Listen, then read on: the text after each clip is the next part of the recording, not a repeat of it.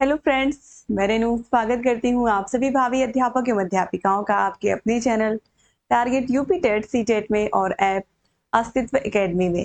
दोस्तों, उम्मीद करती हूँ कि आप लोग अच्छे से अपने सेमेस्टर की तैयारी कर रहे होंगे और आज की इस क्लास में हम आपके शैक्षिक मूल्यांकन के जो आपका पहला पेपर है आपके थर्ड सेमेस्टर का शैक्षिक मूल्यांकन का, उसको लेकर के मैं आई हूँ। और आज यहाँ पर हम चैप्टर नंबर 1 को पूरा पढ़ेंगे अच्छे से। फ्रेंड्स, ये जो पूरा का पूरा पेपर है बहुत ही आसान है, लेकिन इसको अच्छे से आपको समझना होगा। देखने में लगता है बहुत टफ, लेकिन है बहुत इजी और बहुत ही आसान भाषा में। जितने भी चीजें आज यहाँ पर मैं पढ़ाऊंगी आपको सारी की सारी चीजें अपने आप याद हो जाएंगी। जो भी भाई बहन पहले से पढ़ चुके हैं मुझसे, उन्हें अच्छे से पता होगा कि कोई भी चीज रटनी नहीं पड़ती है अगर आप target UP TET CTET channel से पढ़ रहे हो। हर चीज आपको केवल क्लास में ही देख करके याद हो जाती है। समझा देती हूँ मैं अच्छे से, हर एक टॉपिक को एग्जाम्पल के माध्यम से मैं समझाती हूँ ताकि वो आपके दिमाग में बैठ जाए।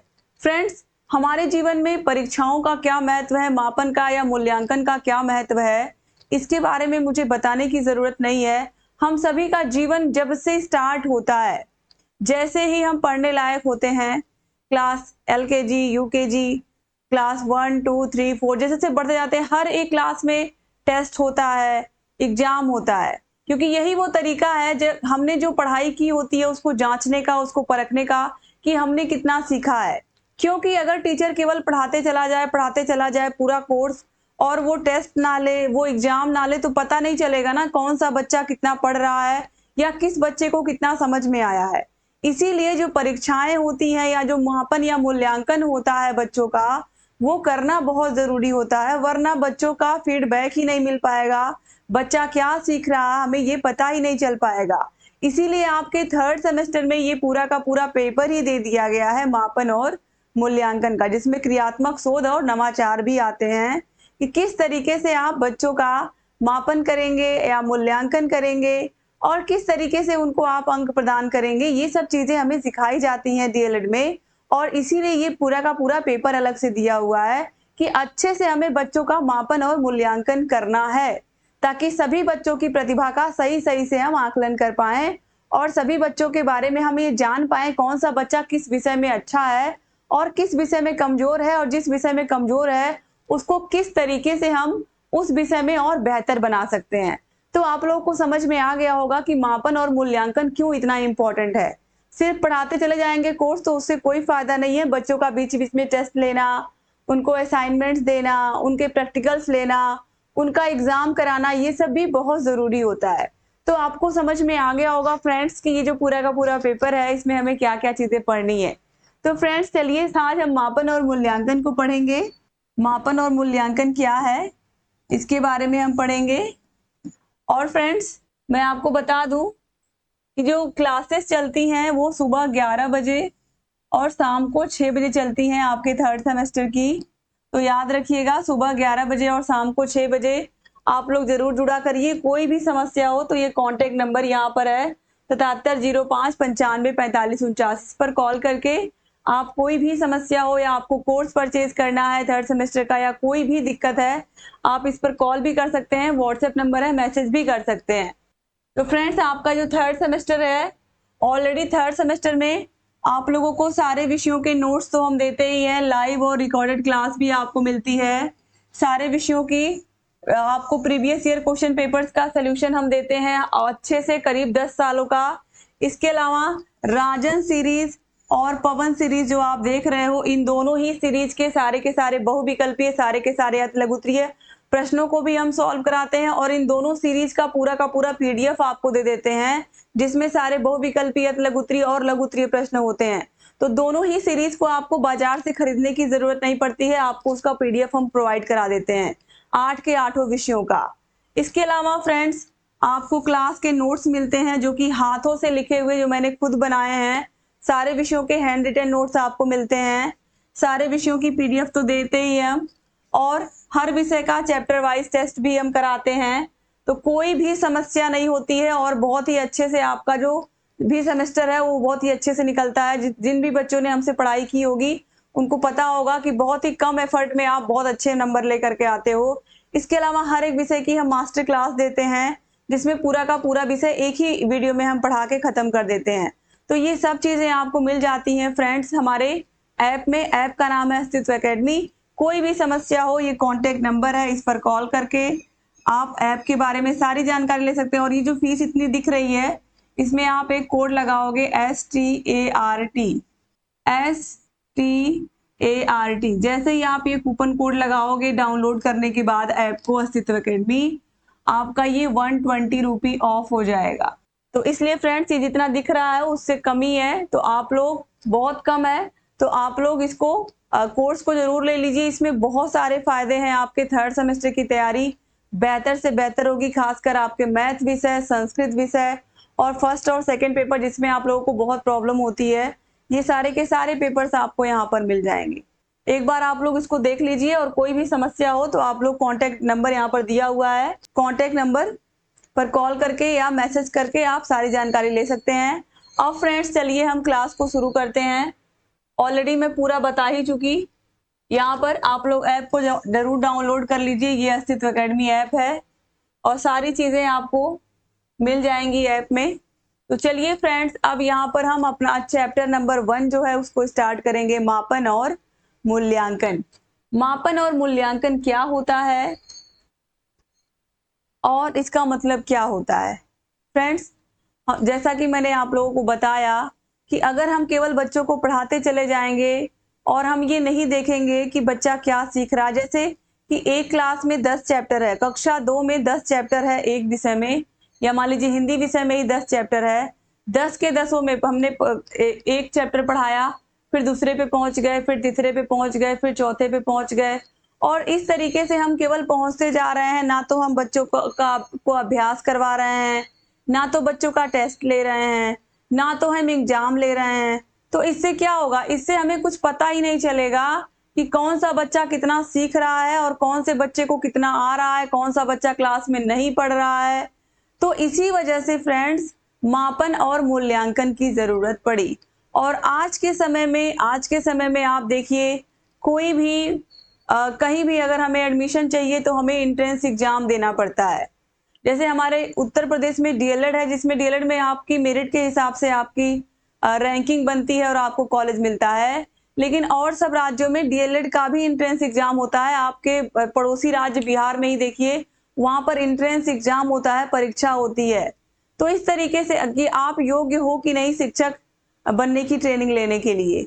तो फ्रेंड्स एक तरीके से ये जो परीक्षाएं होती हैं ये हमारे मापन या मूल्यांकन का ही काम करती हैं, जिससे हमारी योग्यता क्या है ये निखर करके आती है। और इसीलिए फ्रेंड्स आप देखिए, कोई भी सेक्टर हो आज के समय में, कहीं भी नौकरी लेनी है, कहीं भी जॉब लेनी है, तो हमें एग्जाम क्रॉस करना ही होता है, परीक्षा देनी ही होती है। तो मापन और मूल्यांकन हमारे जीवन में हमेशा चलता रहता है और आप सभी के जीवन में तो चल ही रहा है फ्रेंड्स।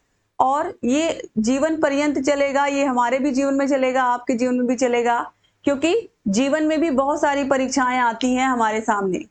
तो इस तरीके से फ्रेंड्स ये जो पूरा का पूरा चैप्टर है, इसमें मापन क्या होता है, मूल्यांकन क्या होता है, मापन और मूल्यांकन के प्रकार, मापन और मूल्यांकन में क्या अंतर होता है, ये सभी बहुत ज्यादा एग्जाम में पूछता है। तो चलिए स्टार्ट करते हैं। सबसे पहले मापन के बारे में हम जानेंगे। तो देखिए, मापन और मूल्यांकन में शैक्षिक मापन क्या होता है। तो मापन में अंक प्रदान किए जाते हैं जिससे परिणाम का ज्ञान हो सके। मापन में क्या दिया जाता है, अंक दिया जाता है, अंक दिया जाता है जिससे परिणाम का ज्ञान हो सके। जैसे कि मैथ का पेपर हुआ, मैथ का बच्चों ने एग्जाम दिया मैथ विषय का, तो मैथ में 100 में से कोई 50 पाया, कोई 60 पाया, कोई 80 पाया, कोई 90 पाया। तो ये हो गया मापन।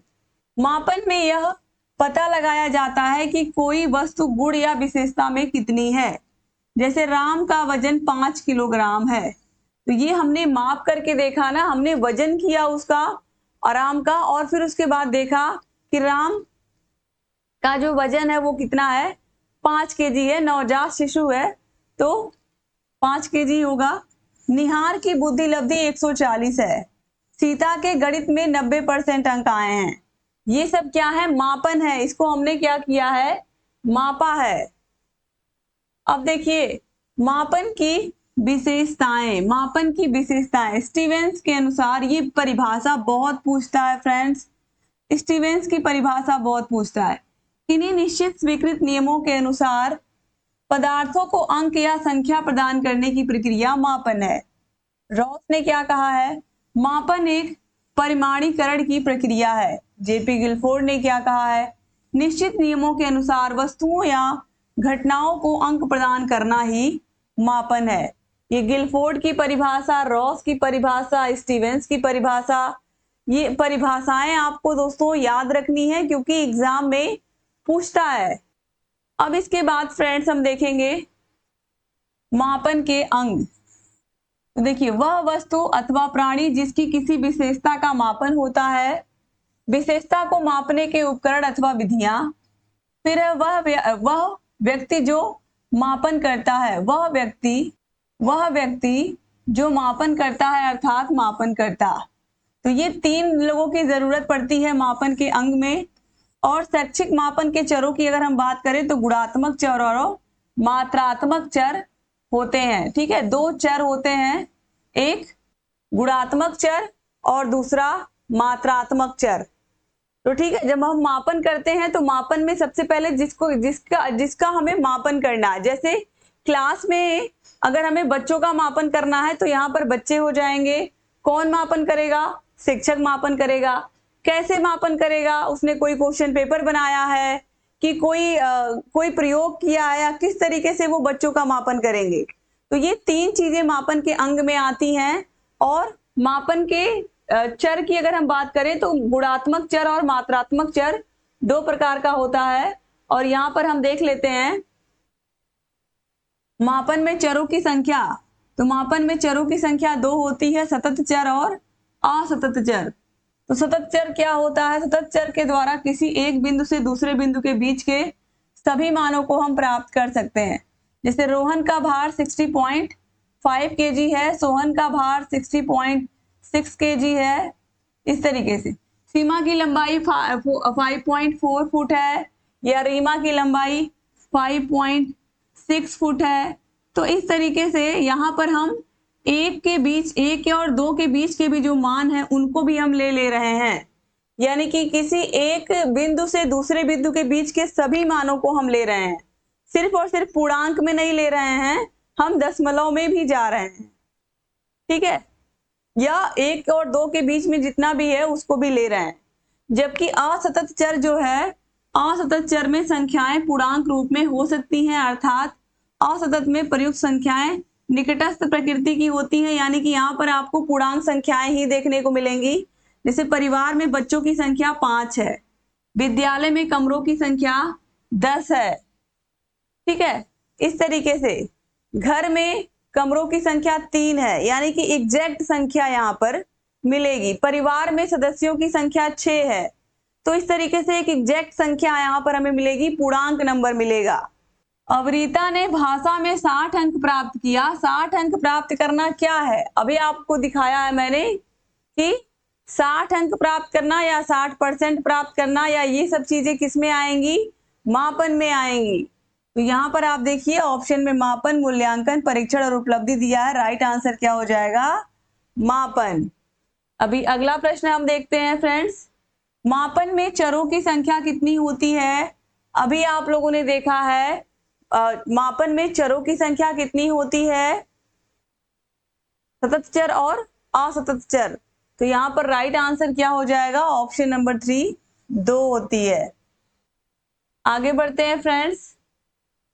अब देखिए मापन के प्रकार। सामान्यतः मापन 3 प्रकार का होता है, मानसिक या सामान्यीकृत मापन। ठीक है, तो देखिए मानसिक या सामान्यीकृत मापन से तात्पर्य उस मापन से होता है जिसके द्वारा व्यक्ति के मानसिक गुणों, आदतों या मनोवृत्ति का मापन किया जाता है। सामान्यतः शिक्षा एवं मनोविज्ञान के क्षेत्र में प्रयोग किए जाने वाले परीक्षणों में इसका प्रयोग होता है। इस तरह के मापन की इकाई निश्चित नहीं होती है, इसमें कोई परम शून्य नहीं होता है, इसलिए इसके परिणामों की व्याख्या गणितीय आधार पर नहीं की जाती। तो इसमें व्यक्ति के मानसिक गुणों का मापन, आदतों का मापन, मनोवृत्ति का मापन किया जाता है। और इसलिए इसके परिणामों की व्याख्या गणितीय आधार पर नहीं की जा सकती है या नहीं होती है। ठीक है, इसमें बच्चे का व्यवहार कैसा है, किस तरीके से वह सारे विषयों की पढ़ाई करता है, किस तरीके की उसकी सोच है, किस तरीके की उस बच्चे की रुचियां हैं, ये सब चीजों का मापन इसमें होता है। तो ये सामान्यीकृत मापन कहलाता है। जैसे कि अंग्रेजी में मोहन को 60 अंक, सोहन को 30 अंक प्राप्त होता है। इसके आधार पर हम यह नहीं कह सकते कि अंग्रेजी विषय में मोहन की योग्यता सोहन की योग्यता से 2 गुनी है। यह 2 गुने से कम भी हो सकती है और अधिक भी हो सकती है।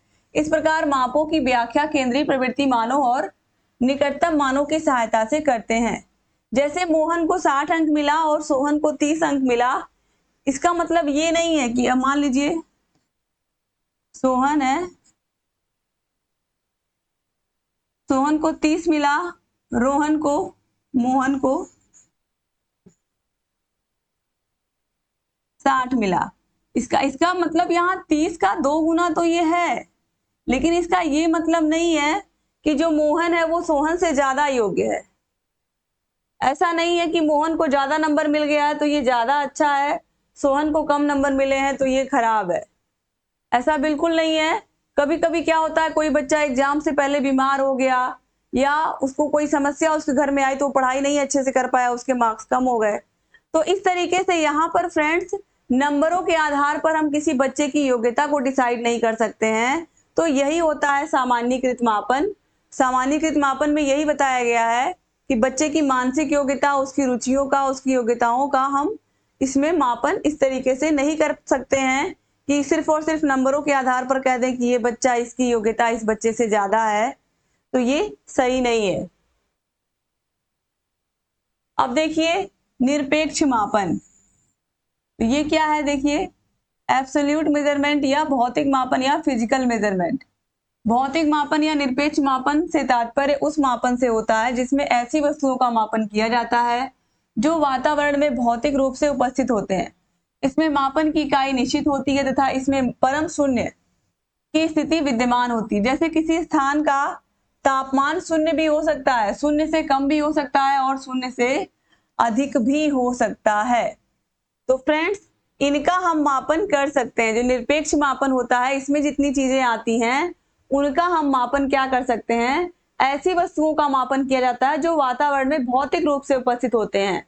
तो इनके मापने की कोई ना कोई इकाई होती है। जैसे कि लंबाई को मापने के लिए हम सेंटीमीटर वाला स्केल यूज करते हैं, इंच वाला स्केल यूज करते हैं या मीटर में मापते हैं।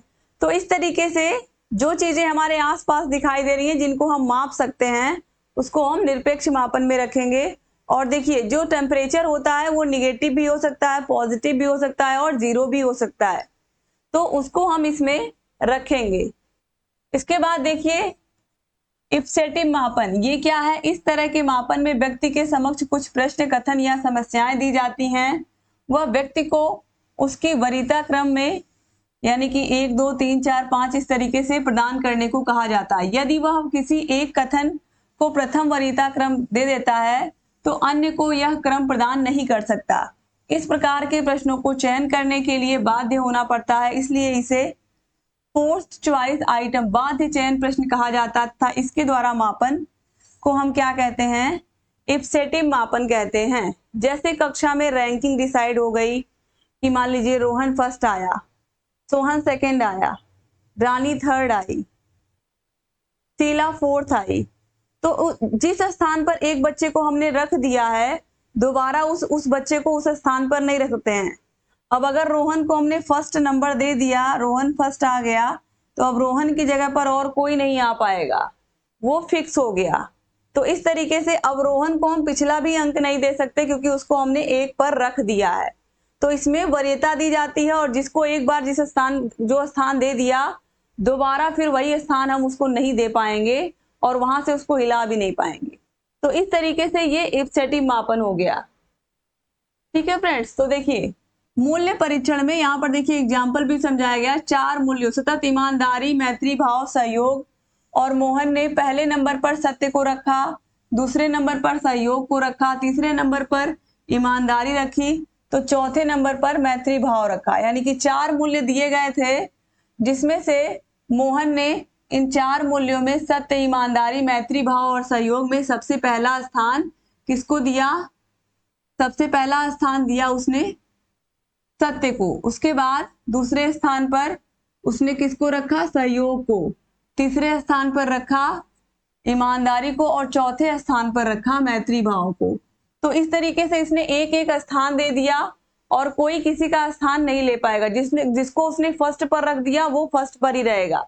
ठीक है, तो इस तरीके से यहाँ पर देखिए मैत्री भाव रखने के लिए बाध्य होना ही पड़ेगा और जो नंबर एक बार जिसको दे दिया वही रहेगा। जैसे अगर दूसरे नंबर पर सहयोग रख दिया तो अब दूसरे स्थान पर ईमानदारी को आप नहीं रख सकते हैं। एक बार जिसको आपने फर्स्ट पर रख दिया फिर उसके बाद आप दूसरे को ला करके सेकंड पर रखोगे, फर्स्ट पर वापस दूसरे को नहीं रख सकते।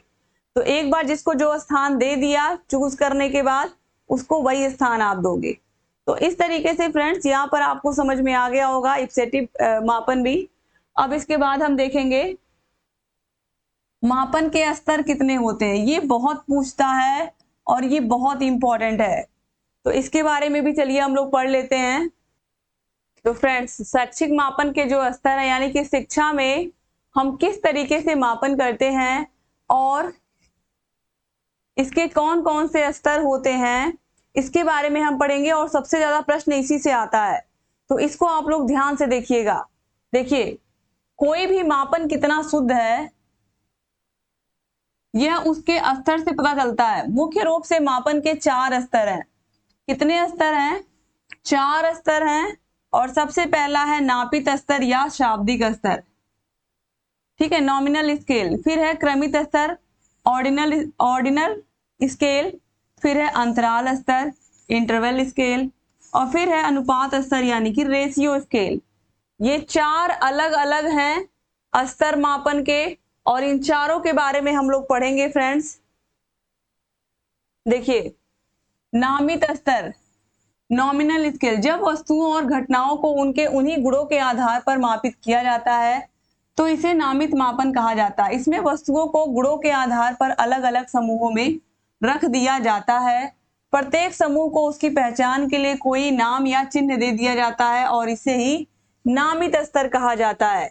जैसे कि लिंग के आधार पर बालक और बालिकाओं को अलग करना, इसमें ये किस में आएगा? नापित स्तर में आएगा। इसमें हमने नाम के आधार पर या फिर ये कहें कि किसी विशेष गुण के आधार पर हम किसी गुण के आधार पर हम क्या कर रहे हैं? मापन कर रहे हैं। तो इसमें वस्तुओं को गुणों के आधार पर अलग अलग समूहों में हम रखते हैं। जैसे लिंग के आधार पर कौन स्त्रीलिंग है कौन पुल्लिंग है, तो हमने बालक और बालिकाओं को अलग कर दिया।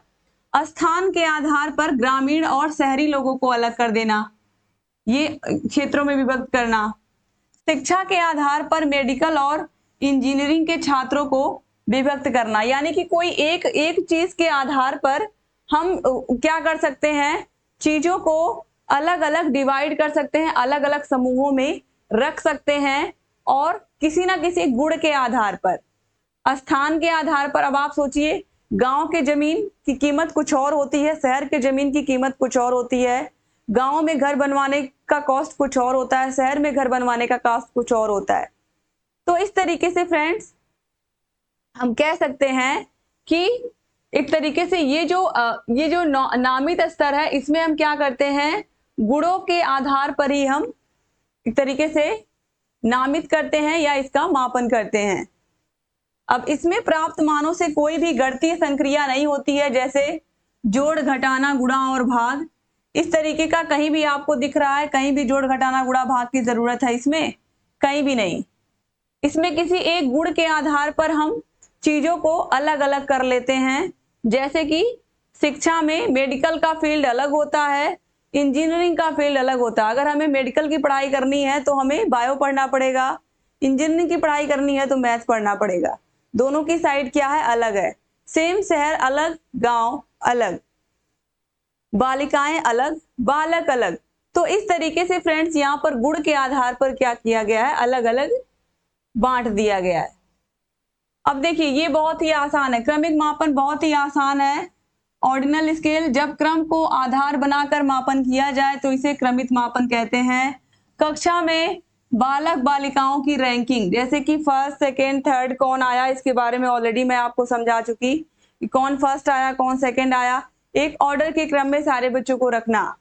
फिर है प्रदर्शन के आधार पर खिलाड़ियों की रैंकिंग, ये तो होती ही है, जैसे हमारे देश में या पूरे विश्व में किसकी रैंकिंग फर्स्ट चल रही है, कौन बैडमिंटन में फर्स्ट है, कौन क्रिकेट में कौन सी टीम बहुत अच्छी कर रही है, कौन सी टीम क्रिकेट में फर्स्ट चल रही है, टेस्ट मैच में या वनडे में या T20 में। तो इस तरीके से एक रैंकिंग होती है, हर जगह आप देखिए रैंकिंग आपको देखने को मिलेगी। फिर है धनी लोगों की सूची, जो फोर्ब्स की सूची आती है, देखिए उसमें धनी लोगों की सूची आती है, दुनिया में कितने लोग धनी हैं सबसे ज्यादा। फिर कक्षा में बच्चों का रोल नंबर, ये भी क्या होता है, रोल नंबर 1 2 3 इस तरीके से टीचर बोलते हैं, तो ये भी क्या हो जाएगा, क्रमित मापन। दोस्तों मुझे पूरी उम्मीद है कि आप लोगों को ये जो क्लास है ये अच्छी लग रही होगी और आप लोगों को समझ में भी आ रहा होगा। आप लोग जरूर कमेंट करके मुझे बताइए। अब देखिए इसके बाद अंतराल मापन, ये क्या होता है, इंटरवल स्केल, निश्चित अंतराल पर किया गया मापन अंतराल मापन कहलाता है। जैसे कि ग्रेडिंग ABCDE, ग्रेड देना, तो जो 100 से 80 नंबर के बीच में पाया होगा वो A ग्रेड, जो 80 से 60 के बीच में जिसका होगा वो B ग्रेड, 60 से 40 के बीच में जो होगा वो C ग्रेड, इस तरीके से आगे 40 से 20 में D, 20 से 10 में E। तो 1 से 50 अंक पाने वाले विद्यार्थियों की संख्या 5 है, तो 5 से 100 अंक पाने वाले विद्यार्थियों की संख्या 6 है। तो इस तरीके से हम बुद्धि, रुचि, अभिवृत्ति, अभिक्षमता, सृजनात्मकता को इसी स्तर पर हम माप सकते हैं। यानी कि ग्रेडिंग सिस्टम आजकल आप लोगों को पता है कि बच्चों को ग्रेड मिलते हैं। तो इस तरीके से फ्रेंड्स हम अंतराल मापनी में कि इतने से इतने 40 से 60 के बीच कितने बच्चे हैं, इस तरीके से, या 60 से 80 नंबर पाने वाले कितने बच्चे हैं, यहाँ पर बच्चों की संख्या भी रख सकते हैं और ग्रेड को भी हम बता सकते हैं। तो इस तरीके से फ्रेंड्स यहाँ पर अंतराल मापनी में कि इतने से इतने के बीच कितने बच्चे हैं, जैसे कि 100 नंबर का पेपर है तो 100 में से 80 नंबर पाने वाले कितने बच्चे हैं। मान लीजिए 5 बच्चे ऐसे हैं जो 100 से 80 के बीच में है, तो ये सब बच्चे ग्रेड A के अंतर्गत आएंगे।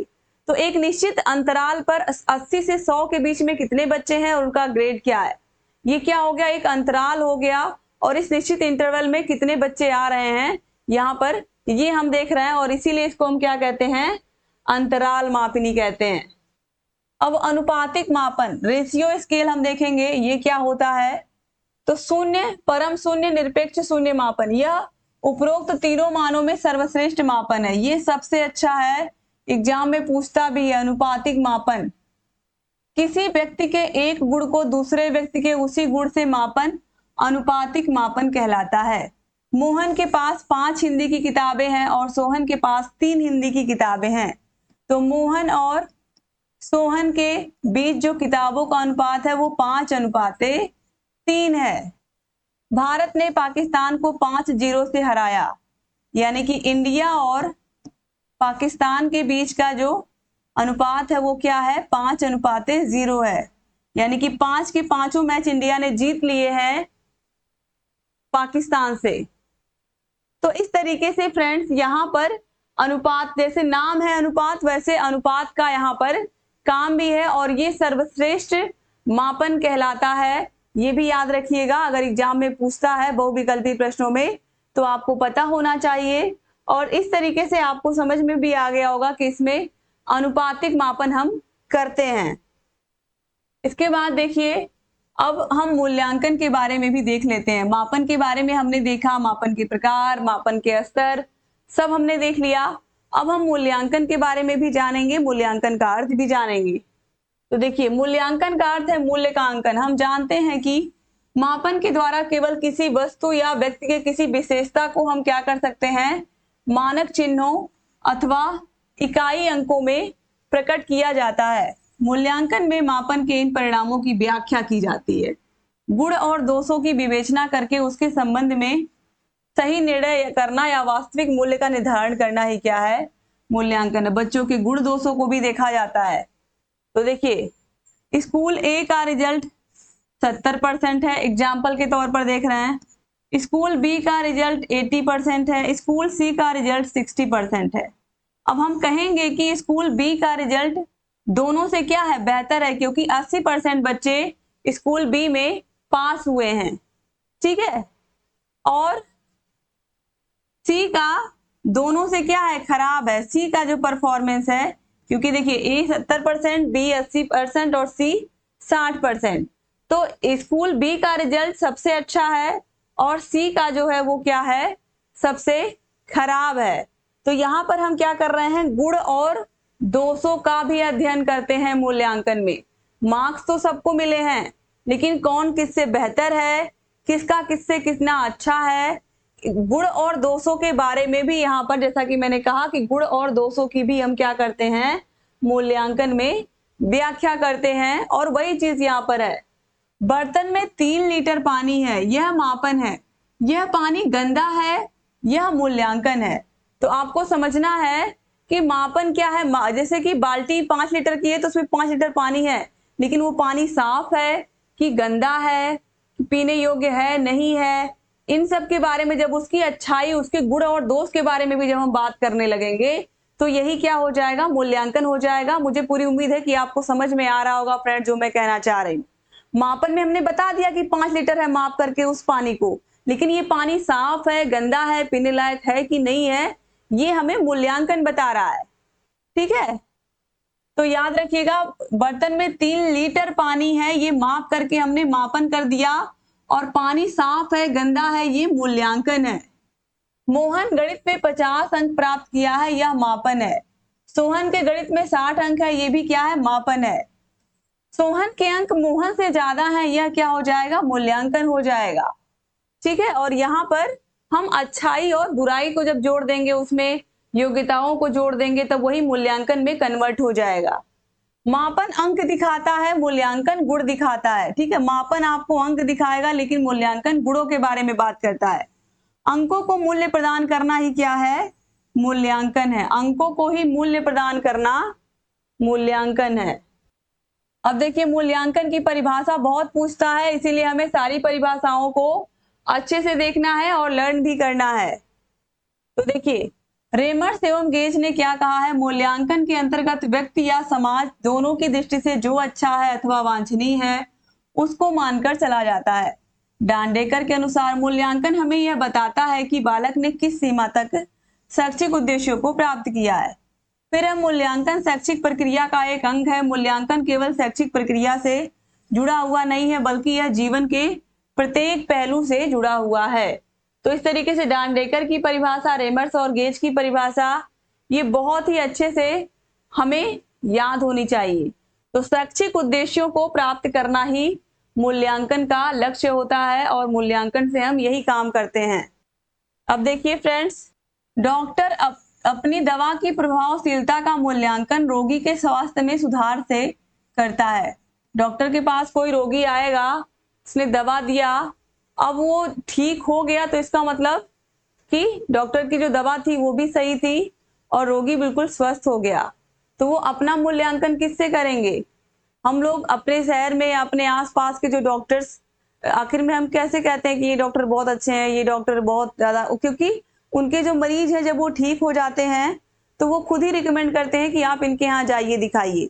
तो इस तरीके से उस डॉक्टर की एक छवि जो है वो बहुत अच्छी बन जाती है लोगों के बीच में, ठीक है फ्रेंड्स। तो इस तरीके से डॉक्टर अपने अपने ही काम का मूल्यांकन किस तरीके से कर रहा है कि हाँ, जिसको मैंने दवा दी वो ठीक हो गया। इसके बाद देखिए, बाग का माली अपने पौधों का मूल्यांकन उनकी सुंदरता के आधार पर करता है। ठीक इसी प्रकार शिक्षक अपने प्रभावी शिक्षण का मूल्यांकन विद्यार्थी में हुए अपेक्षित व्यवहार परिवर्तन के आधार पर करता है कि बच्चे ने कितना सीखा है या बच्चे को हम कितना सिखा पाए, इसी के आधार पर शिक्षक अपना मूल्यांकन करते हैं। अब देखिए फ्रेंड्स, जो मूल्यांकन की प्रक्रिया है, जॉन ड्यूबी ने शैक्षिक मूल्यांकन की प्रक्रिया को त्रिमुखी माना है, और ये बहुत पूछता है, शैक्षिक मूल्यांकन की प्रक्रिया को त्रिमुखी किसने माना है, जॉन ड्यूबी ने माना है। तो शैक्षिक मूल्यांकन की प्रक्रिया हम देख रहे हैं। तो देखिए, शिक्षण उद्देश्य सबसे पहले यही है कि शिक्षा का उद्देश्य, फिर अधिगम अनुभव, लर्निंग एक्सपीरियंस, और फिर है मूल्यांकन उपकरण या व्यवहार परिवर्तन। पूरी की पूरी चीजें बच्चा जब सीखना शुरू करता है तो उसके व्यवहार में परिवर्तन होता है, उसके बिहेवियर में चेंज होता है। और जब बिहेवियर में चेंज होता है किसके माध्यम से हम पता लगाते हैं, अलग अलग प्रकार से उसकी परीक्षा लेते हैं बच्चे की, हम उसका शैक्षिक मूल्यांकन मापन करते हैं और पता लगाने के बाद एक तरीके से शिक्षा के जो उद्देश्य हैं कितना पूरा हुआ ये हम चेक करते हैं कि कहाँ तक हमारी जो पढ़ाई है, हम जितना हमने पढ़ाया वो कहाँ तक सफल हुआ पढ़ाना हमारा। तो ये चीज हम इसमें देखते हैं। अब देखिए फ्रेंड्स, शिक्षण उद्देश्य, बालक एवं समाज के हित को देखते हुए हम शिक्षा के द्वारा बालक के व्यवहार में जिन परिवर्तनों को करना चाहते हैं वे शिक्षण उद्देश्य फ्रेंड्स यहाँ पर होगा। इन्हीं को केंद्र मानकर संपूर्ण शिक्षण प्रक्रिया संभावित होती है। यानी कि जो परिवर्तन हम करना चाह रहे थे, जो हम बच्चों को सिखाना चाह रहे थे, जो भी किताबें हमें मिली थी पढ़ाने के लिए उसमें से कितना हम अच्छे से बच्चों को पढ़ा पाए, यही होते हैं शैक्षिक उद्देश्य, कि कितना हम बच्चों को सिखा पाए या कितना बच्चों के व्यवहार में परिवर्तन ला पाए। अधिगम अनुभव, इन शिक्षण उद्देश्यों के अनुकूल शिक्षक विद्यालय में ऐसा वातावरण प्रस्तुत करता है जो बालक को सीखने के अनुभव उत्पन्न करने में सहायक होता है। ये अनुभव बालक के ज्ञानात्मक, भावात्मक या क्रियात्मक पक्ष से संबंधित होते हैं। यानी कि बच्चों को किस तरीके से हम कैसा एटमॉस्फेयर दे रहे हैं कि वो अच्छे से सीख पाएं, इसके लिए हमें अलग अलग प्रकार से प्रयास करने होते हैं, चाहे वो कविता, कहानी, गीत के माध्यम से, खेलों के माध्यम से हम बच्चों को पढ़ाएं। लेकिन हमें बच्चों का ज्ञानात्मक, भावात्मक और क्रियात्मक पक्ष तीनों को अच्छा करना होता है। अब देखिए व्यवहार परिवर्तन, व्यवहार परिवर्तन शिक्षण उद्देश्यों के प्रति का संकेत देते हैं। व्यवहार परिवर्तन के द्वारा शिक्षण उद्देश्यों की प्राप्ति के संबंध में पता चलता है। डॉक्टर पटेल के अनुसार शैक्षिक मूल्यांकन की प्रक्रिया क्या है, चतुर्मुखी है। डॉक्टर पटेल ने चतुर्मुखी माना है। ठीक है, अब आप देखिए पाठ्यक्रम है, करिकुलम है बच्चे का, फिर मूल्यांकन है, फिर अधिगम क्रियाएं हैं और फिर है शैक्षिक उद्देश्य। तो इन्होंने 4 प्रकार मान लिया है शिक्षा के उद्देश्यों का। अब देखिए मूल्यांकन की क्या विशेषताएं हैं। तो पहला है मूल्यांकन गुणात्मक होता है, क्योंकि मापन में केवल अंक प्रदान किए जाते हैं, जबकि मूल्यांकन में उस वस्तु के गुणों दोषों सभी की विवेचना की जाती है। जैसा कि आपने देखा था कि बर्तन में 5 लीटर पानी है, 5 लीटर पानी है, इसका मतलब ये क्या है, मापन है। और पानी साफ है, गंदा है, कैसा है, ये मूल्यांकन है। तो मूल्यांकन में गुण और दोषों की भी बात की जाती है। अब मूल्यांकन प्रेरणात्मक होता है, क्योंकि यह बच्चों को आगे और अच्छा करने की प्रेरणा देता है। मूल्यांकन निदानात्मक होता है, क्योंकि मूल्यांकन का उद्देश्य बच्चों की कमियों का पता लगाना होता है। बिल्कुल सही फ्रेंड्स, बच्चों के गुण, दोष, कमियां सभी का पता लगाते हैं। तो ये निदान और उपचार ये सब किसमें आते हैं, ये सब मूल्यांकन में ही आते हैं। इसके बाद देखिए मूल्यांकन उपचारात्मक होता है, क्योंकि बच्चों की कमियों को दूर किया जा सकता है मूल्यांकन के माध्यम से। मूल्यांकन एक सामाजिक प्रक्रिया है, क्योंकि मूल्यांकन से ही व्यक्ति समाज में अपने द्वारा किए गए कार्यों के लिए सम्मान पाता है। और मूल्यांकन एक विकासात्मक प्रक्रिया है। अगर हमारे अंदर गुण है तो हमें मान, सम्मान, पद, प्रतिष्ठा ये सब हमें मिलती है। अगर हमारे अंदर कोई गुण है तो हमें इसी समाज से सब चीजें मिलती हैं, और यही है मूल्यांकन। अब मूल्यांकन की कुछ और परिभाषाएं। कोठारी आयोग के अनुसार मूल्यांकन एक क्रमिक प्रक्रिया है, यह संपूर्ण शिक्षा प्रणाली का एक अभिन्न अंग है और यह शिक्षण लक्ष्यों से घनिष्ठ रूप से संबंधित है। मोस्ट इंपॉर्टेंट परिभाषा है जो कोठारी आयोग ने दी है। ऑलरेडी कोठारी आयोग के बारे में आप सेकेंड सेमेस्टर में पढ़ चुके हैं। अब देखिए एनसीईआरटी की भी परिभाषा बहुत इंपॉर्टेंट है, इससे कम नहीं है, ये भी मोस्ट ही है, समझिए। शैक्षिक मूल्यांकन एक प्रक्रिया है जिसके द्वारा यह ज्ञात किया जाता है कि उद्देश्यों को किस सीमा तक शैक्षिक उद्देश्य किस सीमा तक प्राप्त किए गए हैं, कक्षा में दिए गए अधिगम अनुभव कहाँ तक प्रभावशाली सिद्ध हुए हैं, कहाँ तक शिक्षा के उद्देश्य पूरे किए गए हैं। ये किसकी परिभाषा है, ये एनसीईआरटी की परिभाषा है, राष्ट्रीय शैक्षिक अनुसंधान एवं प्रशिक्षण परिषद। अब मूल्यांकन का महत्व एवं आवश्यकता। तो बालक को स्वयं अपनी कमजोरी या सीखने से संबंधित कठिनाइयों एवं दुर्बलताओं की जानकारी मूल्यांकन के उपकरणों द्वारा ज्ञात हो जाती है और उसी के अनुरूप बालक अपने अंदर सुधार करता है। यानी कि अगर बच्चे का मूल्यांकन नहीं करेंगे हम, तो बच्चे के अंदर कौन सी कमियां हैं, कौन सी गलतियां वो कर रहा है, कहाँ पर सुधार की जरूरत है, वो समझ ही नहीं पाएगा। तो इसीलिए बच्चे का मूल्यांकन करना क्या है, बहुत जरूरी है।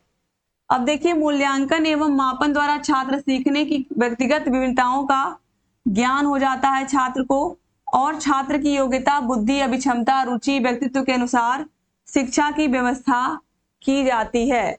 तो इस तरीके से मापन और मूल्यांकन द्वारा छात्र की योग्यता, बुद्धि, अभिक्षमता, रुचि, व्यक्तित्व के अनुसार उसको हम शिक्षा प्रदान करते हैं। तो मापन और मूल्यांकन होने के बाद बच्चे के गुणों में हम और क्या कर पाते हैं, सुधार कर पाते हैं। मूल्यांकन के उपकरणों द्वारा छात्र की उपलब्धि की जानकारी उसे हो जाती है। अच्छी सफलता प्राप्त करने के बाद वह प्रेरित होकर मुख्य लक्ष्य की ओर अग्रसर हो जाता है। जैसे कोई अपने राज्य के जो भी पीसीएस वगैरह के एग्जाम है वो देता है, फिर वो जब राज्य के निकल जाते हैं तो फिर वो सोचता है कि हम केंद्र वाला भी दें, यानी कि हम आईएएस बने, आईपीएस बने, तो फिर वो उसके लिए भी पेपर देता है। यानी कि एक एग्जाम में उसने अपना मूल्यांकन कर लिया, वो क्वालिफाई हो गया, उसे अपनी योग्यता दिख गई, क्योंकि उसमें प्री भी होता है, मेंस भी होता है, इंटरव्यू भी होता है, तो तरीके से पूरा मूल्यांकन ही होता है। तो ये सब चीजें होने के बाद पता चलता है कि हाँ, अब मैं और आगे के लिए और बेहतर कर सकता हूँ। तो अगर उसने स्टेट लेवल का ही पेपर नहीं दिया होता, सीधे वो चला गया होता आईएएस या आईपीएस के लिए, तो उसके लिए दिक्कत होती। लेकिन उसने एक स्टेप लिया कि पहले प्रदेश वाले निकालूंगा, फिर देश में जाऊंगा। तो ये जो तरीका था, एक तरीके से इससे क्या हुआ, उस व्यक्ति को या उस बच्चे को या उस लड़की को अपनी योग्यता का पता चला और फिर वो आगे के लिए और तैयारी करने लगा। व्यावसायिक प्रशिक्षण की कक्षाओं में प्रवेश के समय अभ्यर्थियों के चयन हेतु मापन व मूल्यांकन के उपकरणों जैसे कि बुद्धि परीक्षण, व्यक्तित्व प्रश्नावली, अभिक्षमता परीक्षण आदि का विशेष महत्व होता है। जैसे कि इंटरव्यू वगैरह होता है किसी एग्जाम के लिए। अब मापन और मूल्यांकन में अंतर, ये तो जितना भी मोस्ट मैं बार बार लगाऊं, बहुत इंपॉर्टेंट है फ्रेंड्स, ये बहुत बहुत इंपॉर्टेंट है। मापन और मूल्यांकन में क्या अंतर होता है, ये बार बार अतलग उत्तरी में भी पूछता है और लघु उत्तरी में भी पूछता है। तो मापन और मूल्यांकन, तो मापन केवल संख्यात्मक होता है और मूल्यांकन संख्यात्मक और वर्णात्मक दोनों। जैसे कि 5 लीटर और पानी साफ है या गंदा, ये जो 5 लीटर पानी है ये साफ है या गंदा, ये कौन बताएगा, ये मूल्यांकन बताएगा। और कितना है माप करके बता दिया, 5 लीटर है, तो ये मापन हो गया। मापन का क्षेत्र संकुचित होता है, मूल्यांकन का क्षेत्र व्यापक होता है, क्योंकि गुणों के, दोषों के, कमियों के सभी के बारे में हम इसमें बात करते हैं। और इसमें हम केवल किसी भी चीज के आधार पर, किसी विषय के आधार पर नंबर दे देते हैं। पाठ्य वस्तु केंद्रित होता है मापन, क्योंकि बच्चों का जो सिलेबस पढ़ाते हैं हम उसी में नंबर देते हैं। और ये उद्देश्य केंद्रित होता है, इसमें हम उद्देश्यों की खोज करते हैं। मापन में भविष्यवाणी संभव नहीं है, मूल्यांकन में भविष्यवाणी संभव होती है। मापन किसी भी समय किया जा सकता है, लेकिन मूल्यांकन मापन के बाद ही कर सकते हैं हम। मापन के द्वारा निदानात्मक और उपचारात्मक शिक्षण संभव नहीं हो पाता, लेकिन मूल्यांकन के द्वारा निदानात्मक और उपचारात्मक शिक्षण संभव हो पाता है। इसके अलावा मापन से यह ज्ञात होता है कि कोई वस्तु कितनी है, जैसे 5 लीटर, 10 लीटर पानी या 5-10 सिक्के।